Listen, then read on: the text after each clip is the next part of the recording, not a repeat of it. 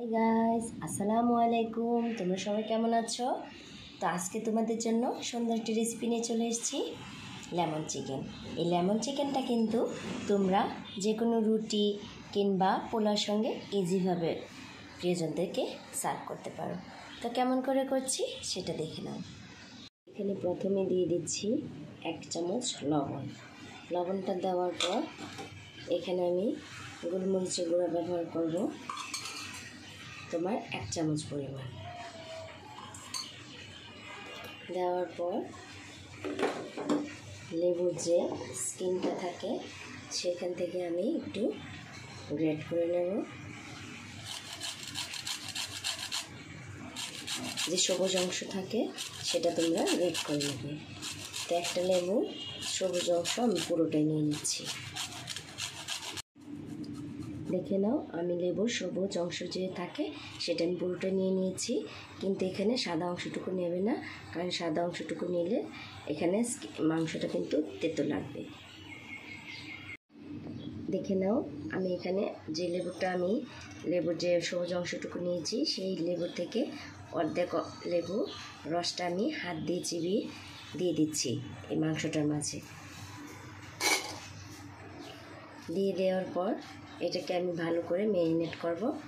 আর তার আগে দিতে হবে আমাকে এখানে আদা রসুন বাটা 1 চামচ পরিমাণ, আদা প্লাস রসুন দুটোই 1 চামচ পরিমাণ নিয়েছি। নেওয়ার পর এটাকে আমি ভালো করে আলতো হাতে সুন্দর করে ম্যারিনেট করে এটাকে আমি আধা ঘন্টার জন্য অবজারভেশনে রেখে দিচ্ছি। ফিরে আসলাম আমি আধা ঘন্টা পর। এখানে একটা ফ্রাই প্যান বসিয়ে আমি এটাকে ভালো করে গরম করে নিয়েছি আর দিয়ে দিলাম পরিমিত তেল। তোমরা যেরকম মাংস ব্যবহার করবে ঠিক তা বুঝে এখানে তেলটা ব্যবহার করার চেষ্টা করবে। আর এখানে দিলাম বাটারটাকে আমি একটু ভালো করে মিক্স করে নিচ্ছি। মিক্স করার পর আমি এখানে দিয়ে দিচ্ছি তোমার রসুন কুচানো।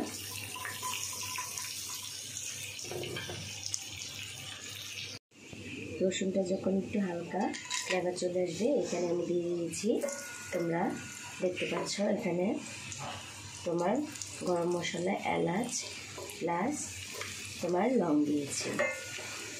দেওয়ার পর এটাকে আমি একটু ভালো করে নিয়ে নিচ্ছি। নেওয়ার পর এখানে আমি একটি পেঁয়াজ দিয়ে দিলাম। পেঁয়াজটা দেওয়ার পর এটাকে একটু ভালো করে নেবে। হালকা একটু ব্রাউন কালার না আসার আগে এখানে যে আমার ম্যারিনেট করেছিল চিকেনটা সেটা আমি দিয়ে দিচ্ছি।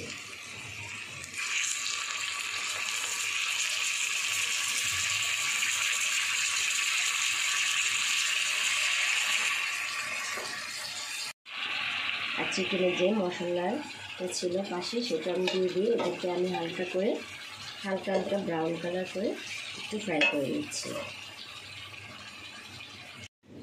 আমি মাঝখানে এসে একটু এপাশ ওপাশ করে দিয়েছিলাম, দেখতে পাচ্ছ একটু পানি উঠেছে।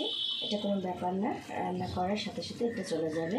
আর এখানে আমি 8-10 চামচ তোমার গুঁড়া দুধ নিয়েছি।